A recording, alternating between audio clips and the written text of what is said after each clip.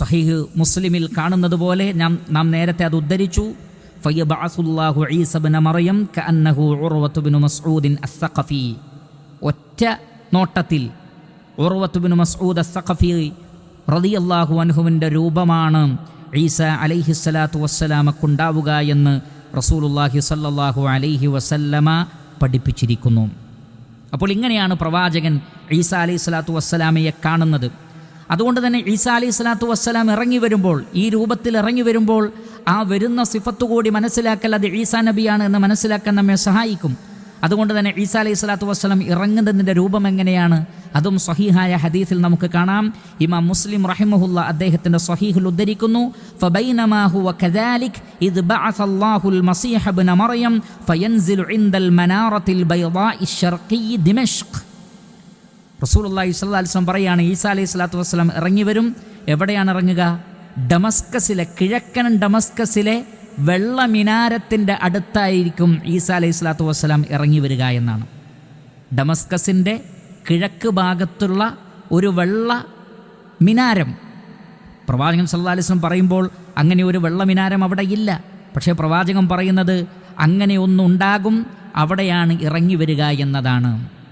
അല്ലാമ ഇബ്നു കസീർ റഹിമഹുല്ല, ഇമാം നവവി റഹിമഹുല്ല ഈ ഹദീസ് വ്യാഖ്യാനിക്കുന്നിടത്ത് അദ്ദേഹം പറയുന്നുണ്ട്, വഹാദിഹിൽ മനാറത്തു മൗജൂദത്തുൻ അൽ യൗമ ശർഖിയ ദിമഷ്ക്.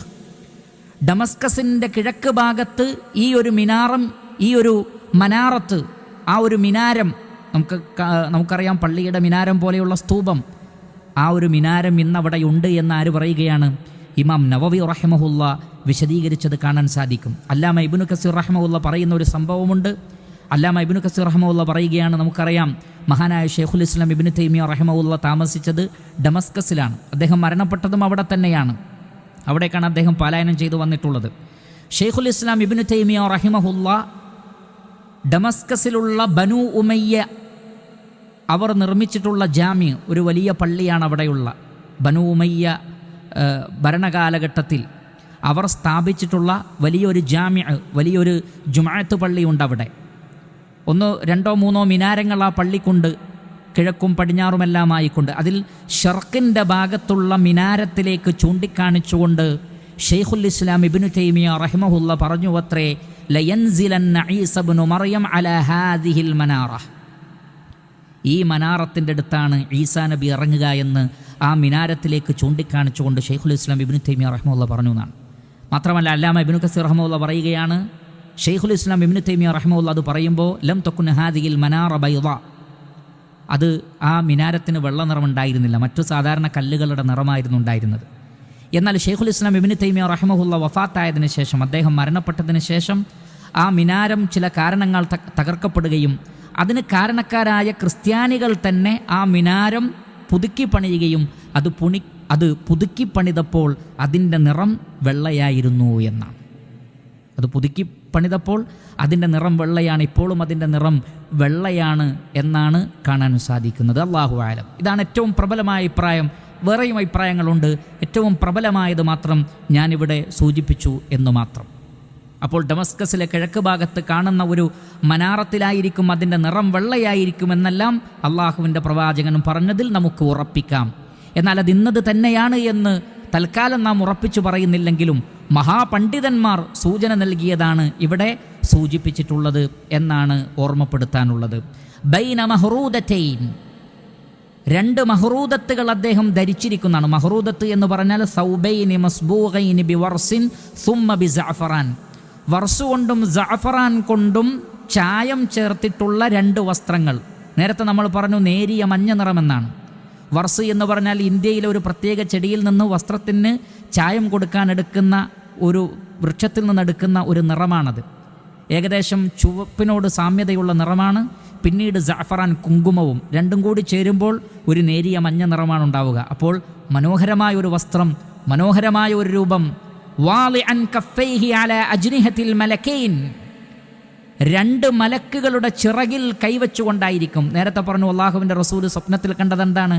കഅബയിൽ ഈസാ നബിയെ കണ്ടു, 2 ആളുകളുടെ ഷോൾഡറിൽ കൈവച്ചുകൊണ്ട്. ഒരുപക്ഷെ അതിൻ്റെ വ്യാഖ്യാനമായിരിക്കാം, ഇതിൻ്റെ വ്യാഖ്യാനമായിരിക്കാം ആ സ്വപ്നം, അല്ലാഹു ആലം.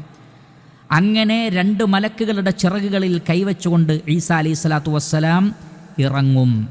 ഇദാ തഅതഅ റഅസഹു ഖതർ, അദ്ദേഹം തല താഴ്ത്തിയാൽ വെള്ളത്തുള്ളികൾ ഉറ്റി വീഴും. ഭംഗി കൊണ്ട് തോന്നുന്നതാണ് എന്ന് പണ്ഡിതന്മാർ പറഞ്ഞിരിക്കുന്നു. വേറെ ചില പണ്ഡിതന്മാർ പറഞ്ഞത് വിയർപ്പ് കണങ്ങൾ കൊണ്ട് മനോഹരമായ വിയർപ്പ് തുള്ളികളായിരിക്കും ഉണ്ടാവുക എന്നാണ്. ഏതുപോലെ വഇദാ റഫഅഹു തഹദ്ദറ മിൻഹു ജുമാനുൻ കല്ലുഉലു, തല താഴ്ത്തുമ്പോൾ വെള്ളത്തുള്ളികൾ താഴോട്ട് വീഴും, തല ഉയർത്തുമ്പോൾ ജുമാൻ എന്ന് പറഞ്ഞാൽ മുത്തുകൾ, വെള്ളി കൊണ്ടുണ്ടാക്കുന്ന പ്രത്യേകമായ ചെറിയ മുത്തുകൾക്കാണത് പറയുക എന്ന് പറയപ്പെട്ടിട്ടുണ്ട്. അപ്പോൾ മുത്തുകൾ പോലെ, തിളങ്ങുന്ന മുത്തുകൾ പോലെ വെള്ളത്തുള്ളികൾ വീഴുന്നതാണ്, അതിൻ്റെ തെളിച്ചം കൊണ്ടും വെളിച്ചം കൊണ്ടും. അങ്ങനെ വളരെ മനോഹരമായ ഒരു രൂപം, അങ്ങനെയാണ് അദ്ദേഹം ഇറങ്ങി വരിക എന്നാണ്. ഫലാ യഹില്ലു ലികാഫിരിൻ യജിദു റീഹ നഫസിഹി ഇല്ലാ മാത്. ഈസാ അലൈഹി സ്വലാത്തു വസ്സലാമയുടെ ശ്വാസം ഏതൊരു സത്യനിഷേധിയുടെ ശരീരത്തിൽ സ്പർശിച്ചാലും അയാൾക്ക് മരിക്കാതിരിക്കാൻ കഴിയില്ല എന്നാണ്. സത്യനിഷേധികൾ അദ്ദേഹത്തിൻ്റെ ശ്വാസം ശരീരത്തിൽ തട്ടുന്ന, ശ്വാസോച്ഛ്വാസം പുറത്തേക്ക് വിടുന്ന ആ നഫസ്, ശ്വാസം, അത് തട്ടുന്ന മുഴുവൻ അവിശ്വാസികളും മരിച്ചു വീഴുമെന്നാണ്. എന്നാൽ ആ നഫസ്, ആ ശ്വാസം സാധാരണ ആളുകളുടെ ശ്വാസം പോലെ ആയിരിക്കില്ല എന്നാണ്. പിന്നെയോ വനഫസുഹു യൻതഹി ഹൈസു യൻതഹി ത്വറഫു, അദ്ദേഹത്തിൻ്റെ കണ്ണെവിടെയാണോ എത്തുന്നത് അവിടെ ശ്വാസവും എത്തുമെന്നാണ്. സാധാരണഗതിയിൽ നമ്മുടെ ശ്വാസം എന്ന് പറയുന്നത് 1 അടി, അതല്ലെങ്കിൽ 2 അടി, അത്രയൊന്നും പോവില്ല. വളരെ കുറഞ്ഞൊരു ദൂരമേ നമ്മുടെ നഫസ് പോവുകയുള്ളൂ. എന്നാൽ ഈസാ അലൈഹി സ്വലാത്തു വസ്സലാമക്ക് അന്ന് അള്ളാഹു സുബ്ഹാനഹു വ തആല നൽകുന്ന പ്രത്യേക മുഅ്ജിസത്താണ്, അദ്ദേഹത്തിൻ്റെ കണ്ണിൻ്റെ പ്രകാശം എവിടെയാണ് എത്തുന്നത്, കണ്ണെത്തുന്നിടത്ത് അദ്ദേഹത്തിൻ്റെ നഫസും എത്തുന്നതാണ്, ശ്വാസം എത്തും. ആ ശ്വാസം തട്ടുന്ന അവിശ്വാസികളെല്ലാം അന്ന് മരിച്ചു വീഴുമെന്ന് റസൂലുള്ളാഹി സ്വല്ലല്ലാഹു അലൈഹി വസല്ലം. ഫയത്ലുബുഹു ഹത്താ യുദ്രികഹു ബിബാബിലുദ്ദീൻ. അങ്ങനെ ആദ്യത്തെ അന്വേഷണം തന്നെ എവിടെയാണ് ദജ്ജാൽ എന്നായിരിക്കും. ദജ്ജാൽ ആ സന്ദർഭത്തിൽ മക്കയിലും മദീനയിലും പ്രവേശിക്കാൻ കഴിയാതെ ദേഷ്യം പിടിച്ചു ബൈത്തുൽ മഖ്ദസിലേക്കുള്ള വരവായിരിക്കും ദജ്ജാലിന്. കാരണം മക്കയിൽ പോകാൻ കഴിഞ്ഞില്ല, മദീനയിൽ പോകാൻ കഴിഞ്ഞില്ല. ഇനി 3ാമത്തെ പള്ളി ബൈത്തുൽ മുഖദ്ദസാണ്, ബൈത്തുൽ മുഖദ്ദസിലേക്ക് പോകട്ടെ എന്ന് കരുതിയിട്ട് ബൈത്തുൽ മുഖദ്ദസിലേക്ക് പുറപ്പെട്ട് ഏകദേശം ബൈത്തുൽ മുഖദ്ദസിൻ്റെ പരിസരത്തുള്ള ലുദ് എന്ന പ്രദേശത്തിൻ്റെ കവാടത്തിലെത്തുമ്പോഴേക്ക് മഹാനായ ഈസാ അലൈഹി സ്വലാത്തു വസ്സലാം തൻ്റെ ആയുധവുമായി അവിടെ പ്രത്യക്ഷപ്പെടും. തൻ്റെ മഹ്റബത്ത് കൊണ്ട്, ആ ചെറിയ മൂർച്ചയേറിയ കത്തി കൊണ്ട് ദജ്ജാലിനെ വധിക്കും. ഫയഖ്തുലുഹു, അങ്ങനെ ദജ്ജാലിനെ വധിക്കും. സുമ്മ യഅതി ഈസ ഇബ്നു മറിയം ഖൗമുൻ ഖദ് അസമഹുമുല്ലാഹു മിൻ. ഈസാ അലൈഹി സ്വലാത്തു വസ്സലാം ഒരു സമൂഹത്തിൻ്റെ അടുത്തെത്തും. അല്ലാഹു ദജ്ജാലിൽ നിന്ന് സംരക്ഷണം നൽകിയ അഹ്ലുസുന്നത്ത് വൽ ജമാഅത്തിൻ്റെ നല്ല ആളുകളായ ആ വിശ്വാസികളുടെ അടുത്ത് ഈസാ അലൈഹി സ്വലാത്തു വസ്സലാം ചെല്ലും. ഫയംസഹു അൻ വുജൂഹിഹിം, അവരുടെ മുഖങ്ങൾ തടവി കൊടുക്കും. അതാണ് ഫയംസഹു, തടവുക, തൊലോടുക. അതിൽ നിന്നാണ് മസീഹ് എന്ന് വന്നത് എന്നും ആ പേരിൻ്റെ അർത്ഥം ഈസാ നബിയിലേക്ക് ചേർക്കുമ്പോൾ ഇങ്ങനെയാണ് എന്ന് നാം വിശദീകരിച്ചിരുന്നു. ഫയംസഹു അൻ വുജൂഹിഹിം, അങ്ങനെ സത്യവിശ്വാസികളുടെ മുഖങ്ങളിൽ അദ്ദേഹം തടവും, അവർക്ക് ആശ്വാസം നൽകും. വയുഹദ്ദിസുഹും ബിദറജാതിഹിം ഫിൽ ജന്ന, സ്വർഗത്തിൽ അവർക്കുള്ള ദറജകളെക്കുറിച്ച് പറഞ്ഞു കൊടുക്കുന്നതാണ്. എന്ന് പറഞ്ഞാൽ ദജ്ജാലിനോട് ഏറ്റുമുട്ടുന്ന യഥാർത്ഥ വിശ്വാസികളായ ആളുകൾക്ക് സ്വർഗത്തിൽ വലിയ ദറജയുണ്ടാകും.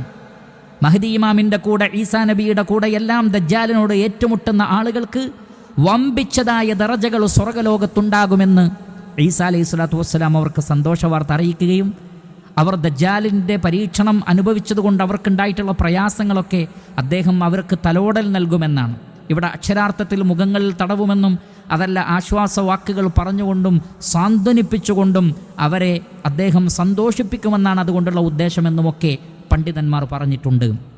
ചുരുക്കത്തിൽ ഈ ഒരു രൂപത്തിലായിരിക്കും വളരെ നല്ല സൗന്ദര്യത്തോടുകൂടി, അതും ചരിത്രത്തിൽ തുല്യതയില്ലാത്ത ഒരു ഇറക്കമായിരിക്കും ഇറങ്ങുക എന്നാണ്. എല്ലാവർക്കും അത് കാണാൻ കഴിയും. ലോകത്തിൻ്റെ നാനാഭാഗങ്ങളിലുമുള്ള ആളുകൾക്കത് കാണാൻ കഴിയുമെന്നാണ് മഹാഭൂരിപക്ഷം പണ്ഡിതന്മാരും പറയുന്നത്. അന്ന് ആ മലക്കുകളെയും കാണാനുള്ള ഭാഗ്യമുണ്ടാകും എന്നും പറയപ്പെട്ടിട്ടുണ്ട്. അങ്ങനെ മലക്കുകളുടെ ഷോൾഡറിൽ ഈ നിലക്കുള്ള വസ്ത്രം ധരിച്ചുകൊണ്ട് ഒരു വല്ലാത്ത ഇറക്കവും അതിനുശേഷം സംഭവബഹുലമായ കാര്യങ്ങൾ പിന്നീട് ഇവിടെ ഉണ്ടാകും.